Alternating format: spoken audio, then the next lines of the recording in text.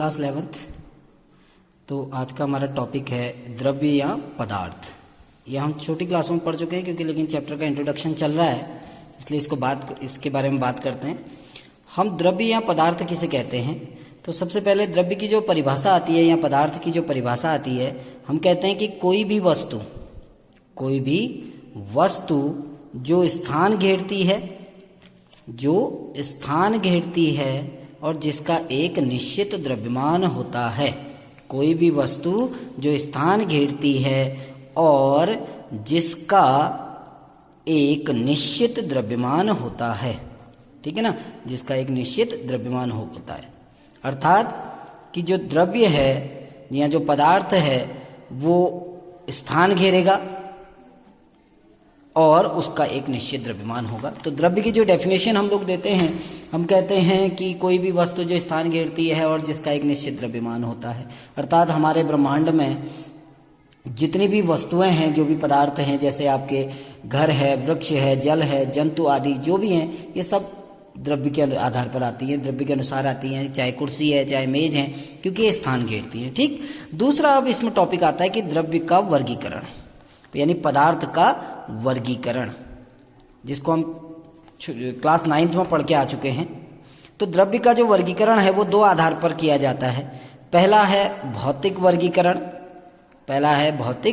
वर्गीकरण और दूसरा होता है रासायनिक वर्गीकरण। तो दो प्रकार से द्रव्य का या पदार्थ का वर्गीकरण किया जाता है। भौतिक वर्गीकरण के आधार पर पदार्थ तीन प्रकार के होते हैं आपके: ठोस, द्रव और गैस। यानी भौतिक वर्गीकरण अर्थात वो हमारी ज्ञानेंद्रियों द्वारा हम उसको किस स्वरूप में देखते हैं। जैसे अगर हम किसी पदार्थ को उठाएं, हम बता सकते हैं कि वो ठोस है, द्रव है या गैस है। तो भौतिक आधार पर, यानी उसकी जो भौतिक अवस्था है उसके आधार पर पदार्थ को ठोस, द्रव और गैस तीनों भागों में बांटा गया है, जिनकी डेफिनेशन आपको पता है कि ठोस क्या होते हैं, द्रव क्या होते हैं और गैस क्या होते हैं। जैसे ठोस की आकृति और आयतन निश्चित होता है, ठीक है ना, अर्थात ठोसों को दाब लगाकर संपीडित नहीं किया जा सकता है। ठोस कठोर होते हैं, दृढ़ होते हैं, है ना। ऐसे ही द्रव के अगर हम गुणों की बात करें तो द्रव क्या होता है? द्रव का आयतन निश्चित होता है परंतु उसका आकार निश्चित नहीं होता है। जिस पात्र में उसको रखते हैं उसी का आकार ग्रहण कर लेता है।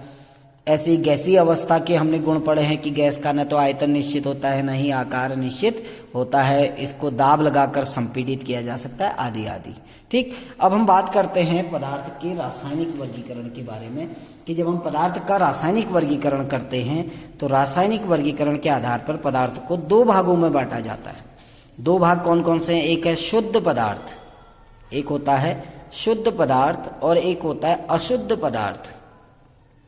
अशुद्ध पदार्थ को हम मिश्रण भी कहते हैं, है ना। तो शुद्ध पदार्थों को पुनः आपके दो भागों में बांटा जाता है। पहला होता है तत्व, दूसरा होता है यौगिक। और मिश्रण को या अशुद्ध पदार्थ को दो भागों में बांटा जाता है: समांगी मिश्रण और विषमांगी मिश्रण। समांगी मिश्रण और विषमांगी मिश्रण, इनके बारे में हम जूनियर क्लासेस में पढ़ के आए हैं। ठीक। लेकिन हम बात करते हैं सबसे पहले कि जो शुद्ध पदार्थ है वो क्या होते हैं, ठीक है ना। शुद्ध पदार्थ। अब शुद्ध पदार्थ किसे कहते हैं? हम कहते हैं कि ऐसा पदार्थ जो केवल एक ही प्रकार के अणु अथवा, या हम कहते हैं कि कोई ऐसा पदार्थ जो एक ही प्रकार के अवयवों द्वारा मिलकर बना होता है।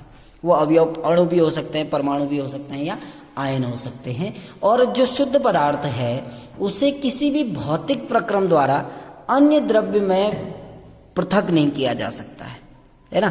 शुद्ध कहते ही हमारे माइंड में आना चाहिए कि जो एक ही प्रकार के अवयवों से मिलकर बना होता है उसको शुद्ध पदार्थ कहते हैं। जैसे हम शुद्ध घी की बात अगर करते हैं तो शुद्ध घी का तात्पर्य क्या है? कि जिसमें सारे कण केवल घी के होंगे, उसमें उसके अलावा कोई भी पदार्थ नहीं मिला होगा। यदि घी में थोड़ा सा डालडा मिल जाए तो वो अशुद्ध हो जाता है। अशुद्ध का मतलब ये नहीं है कि वो खाने योग्य नहीं है। अशुद्ध का मतलब ये है कि जिसमें एक से अधिक प्रकार के अवयव उपस्थित होते हैं। तो ऐसे पदार्थ जिनमें सभी अवयव एक ही प्रकार के होते हैं और जिन्हें किसी भी भौतिक प्रक्रम द्वारा अन्य प्रकार के द्रव्यों में या पदार्थों में पृथक नहीं किया जा सकता, उनको शुद्ध पदार्थ कहते हैं। अशुद्ध पदार्थ या मिश्रण क्या हुआ कि हम कह सकते हैं कि ऐसे पदार्थ जो एक से अधिक प्रकार के अवयवों से मिलकर बने होते हैं और ये अवयव किसी भी अनुपात में उपस्थित रहते हैं। ठीक, अब उसकी डेफिनेशन आगे देखेंगे। तो शुद्ध पदार्थ हमने कहा कि ऐसे पदार्थ जो एक ही प्रकार के अवयवों से मिलकर बने होते हैं और जिन्हें किसी भी भौतिक विधि द्वारा हम अन्य प्रकार के पदार्थों में विभाजित नहीं कर सकते हैं। ठीक, अब शुद्ध पदार्थ के अंतर्गत पहला आता है तत्व, जिसको हम एलिमेंट कहते हैं। पहला आता है एलिमेंट या तत्व। अब हम तत्व किसे कहते हैं? तत्व होता है किसी शुद्ध पदार्थ का वह सरलतम रूप, किसी शुद्ध पदार्थ का वह सरलतम रूप जिसे सामान्य भौतिक एवं रासायनिक विधियों द्वारा न तो तोड़ा जा सकता है और न ही इसे सरल पदार्थों से बनाया जा सकता है। यानी तत्व एक ऐसा शुद्ध पदार्थ है जिसे हम सामान्य भौतिक विधियों द्वारा न तो तोड़ सकते हैं और न ही बना सकते हैं, उसको हम तत्व कहते हैं। अगर आप तत्व की डेफिनेशन, दूसरी डेफिनेशन देना चाहते हैं तो आप ये भी कह सकते हैं कि तत्व एक ऐसा शुद्ध पदार्थ है जिसमें सभी परमाणु एक ही प्रकार के होते हैं। जैसे ऑक्सीजन एक तत्व है ना, हाइड्रोजन एक तत्व है, नाइट्रोजन एक तत्व है। इनको तत्व क्यों कहा? क्योंकि इस ऑक्सीजन में जितने भी परमाणु होंगे, चाहे 1,00,000 परमाणु क्यों ना हो, वो सारे परमाणु किसके होंगे? ऑक्सीजन के होंगे। तो ऐसे तत्व, ऐसे पदार्थ जिनमें सारे परमाणु एक ही प्रकार के होते हैं और जिसे हम किसी सामान्य भौतिक और रासायनिक विधि द्वारा न तो तोड़ सकते हैं और न ही अन्य सरल पदार्थों से उसको बनाया जा सकता है, उसको हम कहते हैं तत्व। ठीक, इंट्रोडक्शन चल रहा है इसलिए थोड़ा जल्दी जल्दी बता रहा हूं क्योंकि ये चीजें आप पीछे पढ़ के आ चुके हो। तो तत्व 3 प्रकार के होते हैं हमारे। तत्व 3 कौन कौन से होते हैं? धातु, दूसरा अधातु, तीसरा उपधातु, जिनके बारे में आप जूनियर क्लासों में पढ़ के आ चुके हो कि धातु क्या होते हैं। जैसे हम धातु के बारे में कहते हैं कि धातुएं कठोर होती हैं, है ना, कुछ अपवाद भी हैं, लेकिन धातुएं सामान्यतः कठोर होती हैं, उनमें धात्विक चमक होती है, उनका गलनांक और क्वथनांक उच्च होता है, ऊष्मा और विद्युत की सुचालक होती है। ऐसी अधातुओं के गुण हमने पढ़े हैं छोटी क्लासों में कि अधातु जो होती हैं विद्युत की कुचालक होती हैं, ऊष्मा की कुचालक होती हैं, है ना, और इनमें कोई भी विशेष प्रकार की चमक नहीं होती है, इनका गलनांक और क्वथनांक कम होता है, आदि आदि। ऐसी उपधातुएं क्या होती हैं? जो धातु और अधातु के उभयनिष्ठ गुण रखती हैं। यानी ऐसे पदार्थ जिनमें धातु और अधातु दोनों के गुण पाए जाते हैं वो कहलाती हैं उपधातुएं। जैसे आर्सेनिक है, एंटीमनी है। अगर हम उपधातु का उदाहरण लें, आर्सेनिक है, एंटीमनी है, बिस्मथ है, ये सारी उपधातुएं कहलाती हैं क्योंकि इनमें कुछ गुण धातुओं के होते हैं और कुछ गुण क्या होते हैं? अधातुओं के होते हैं। 118 आपके तत्व हैं आवर्त सारणी में, ठीक है ना, जिनमें आपके 118 तत्व हैं, उनमें धातु, अधातु और उपधातु सभी प्रकार के तत्व हैं। ठीक, नेक्स्ट टॉपिक की ओर चलते हैं जो है हमारा यौगिक, कि यौगिक क्या होते हैं। यौगिक भी एक शुद्ध पदार्थ है ना। हम यौगिक की परिभाषा क्या कहते हैं कि 2 या 2 से अधिक जिसमें एलिमेंट होते हैं, तत्व होते हैं, सीधे सीधे परिभाषा बोलते हैं कि 2 या 2 से अधिक तत्वों वाला शुद्ध पदार्थ भार के एक निश्चित अनुपात में संयोग करता है।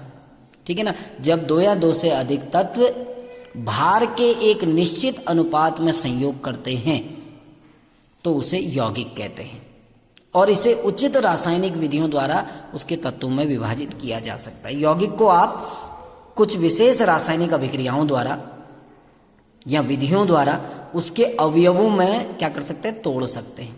तो जब हम यौगिक की परिभाषा पढ़ेंगे तो हम क्या कहेंगे कि 2 या 2 से अधिक, यौगिक में 2 या 2 से अधिक एलिमेंट होते हैं, तत्व होते हैं और ये शुद्ध पदार्थ होता है। लेकिन यौगिक के निर्माण में जो तत्व हैं, 2 या 2 से अधिक तत्व जब द्रव्यमान के या भार के एक निश्चित अनुपात में संयोग करते हैं तो यौगिक का निर्माण होता है और यौगिक को हम उचित रासायनिक विधियों द्वारा तोड़ सकते हैं। ठीक है ना, और यौगिक के गुण जो होते हैं वो उसके अवयवों के गुणों से भिन्न होंगे। यानी जिस पदार्थ से यौगिक का निर्माण हो रहा है उसके गुण क्या होंगे? अलग अलग होंगे। देखो मैं इसको उदाहरण से बताता हूं। जैसे हम कहते हैं जल, H2O या जल एक यौगिक है। हमने इसको यौगिक क्यों कहा? सबसे पहले तो यौगिक इसलिए कहा क्योंकि ये दो तत्वों से मिलकर बना है, हाइड्रोजन और ऑक्सीजन, है ना। जब हाइड्रोजन और ऑक्सीजन 1:8 के अनुपात में संयोग करते हैं तो जल का निर्माण होता है। यानी ये जो अनुपात होगा किसका, उसके जो एलिमेंट हैं, जो तत्व हैं, वो अनुपात हमेशा निश्चित होगा। तो जल में जो अनुपात होता है, हाइड्रोजन और ऑक्सीजन नामक जो तत्व हैं, उनका अनुपात हमेशा नियत रहेगा 1:8। यानी जब हाइड्रोजन और ऑक्सीजन नामक तत्व 1:8 के अनुपात में संयोग करते हैं तो जल का निर्माण होता है। इसीलिए जल एक क्या है, यौगिक है। दूसरा हमने क्या कहा कि यौगिक को कुछ विशेष विधियों द्वारा उसके अवयवों में तोड़ा जा सकता है। यौगिक को कुछ विशेष विधियों द्वारा उसके अवयवों में तोड़ा जा सकता है। अब विशेष विधियां क्या हैं? यदि हम प्लेटिनम इलेक्ट्रोड के बीच में जल को रखकर विद्युत धारा प्रवाहित करें तो हाइड्रोजन भी मिलेगा, ऑक्सीजन भी मिलेगा। जल का निर्माण किससे हुआ है? हाइड्रोजन और ऑक्सीजन से। जब जल में हम विद्युत धारा प्रवाहित करते हैं तो आपको हाइड्रोजन और ऑक्सीजन गैस मिल जाएगी।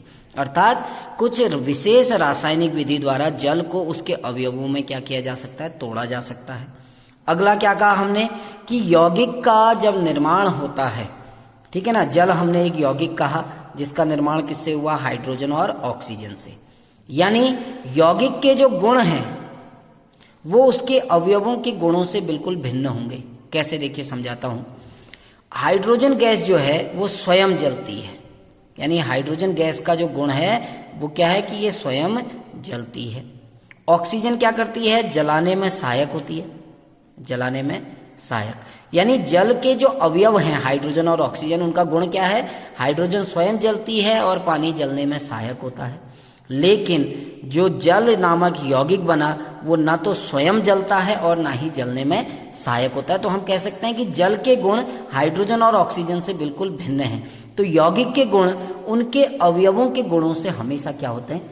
अलग होते हैं। ठीक, तो ये था यौगिक। नेक्स्ट हमारा जो आता है वो आता है मिश्रण। मिश्रण कहें या जिसको हम अशुद्ध पदार्थ कहते हैं, मिश्रण या अशुद्ध पदार्थ। अब मिश्रण में क्या अंतर है?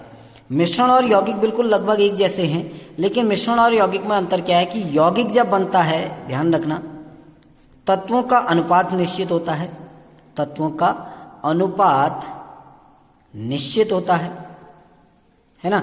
लेकिन जब आपका मिश्रण बनेगा, मिश्रण के निर्माण में तत्वों का अनुपात अनिश्चित होता है, कोई निश्चित अनुपात नहीं होता है। ठीक है ना। दूसरा, जो यौगिक हैं, यौगिक को विशेष विधियों द्वारा, विशेष रासायनिक विधियों द्वारा हम तोड़ सकते हैं उसके अवयवों में, है ना।